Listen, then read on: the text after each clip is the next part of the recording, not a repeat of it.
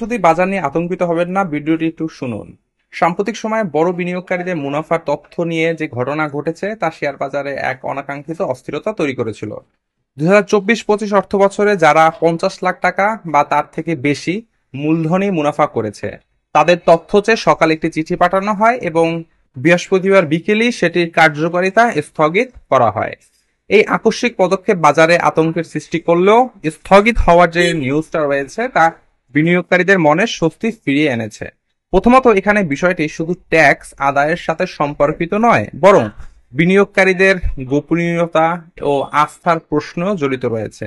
একজন বিনিয়োগকারীর মুনাফা, লেনদেন বা সম্পদের তথ্য তার ব্যক্তিগত আর্থিক কৌশলের অংশ।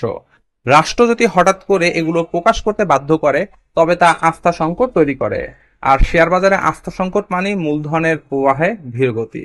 দ্বিতীয়ত, আন্তর্জাতিক বাজার বিশ্লেষণ করলে দেখা যায় উন্নত দেশগুলোতে ট্যাক্স কর্তৃপক্ষ বা কর কর্তৃপক্ষ ও মূলধন বাজার নিয়ন্ত্রণ সংস্থার মধ্যে তথ্য আদান প্রদান হয়, তবে তা একটি পূর্ব নির্ধারিত কাঠামো এবং আইনসম্মত প্রক্রিয়ার মধ্যে সীমাবদ্ধ থাকে।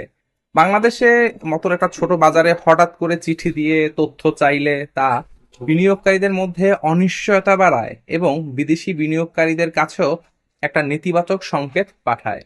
তৃতীয়ত, এই ধরনের সিদ্ধান্ত বাজারে মনস্তাত্ত্বিক প্রভাব ফেলে। বৃহস্পতিবারের ঘটনায় অনেক বিনিয়োগকারী কিছুটা হলেও আতঙ্কিত হয়েছে। এর ফলে স্বল্প মেয়াদে বাজারে একটা চাপ তৈরি হয়েছিল, তবে সন্ধ্যায় চিঠি স্থগিত হওয়ার ঘোষণা আসায় বিনিয়োগকারীদের আতঙ্ক কিছুটা প্রশমিত হয়। তাই আগামী সপ্তাহে লেনদেনের ইতিবাচক প্রভাব দেখা যেতে পারে ইনশাল্লাহ।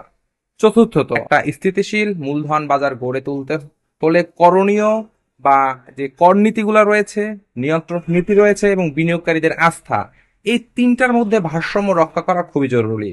তাই ভবিষ্যতে যে কোনো নীতি প্রণয়ন বা বাস্তবায়নের আগে যথাযথ আলোচনার মাধ্যমে সমাধান খুঁজে বের করা প্রয়োজন বলে আমরা মনে করি। একই সঙ্গে বিদ্যমান আইনগুলো, বিশেষ করে বিনিয়োগকারীদের স্বার্থ সংশ্লিষ্ট আইন, যেমন সরকারি গেজেট রয়েছে যে এসএমই মার্কেটে কিউআই এর সংজ্ঞায় 10 লাখ টাকা থাকলে সে শেয়ার বাজারে বা এসএমই মার্কেটে বিনিয়োগ করতে হবে, তার বাস্তবায়ন করতে হবে।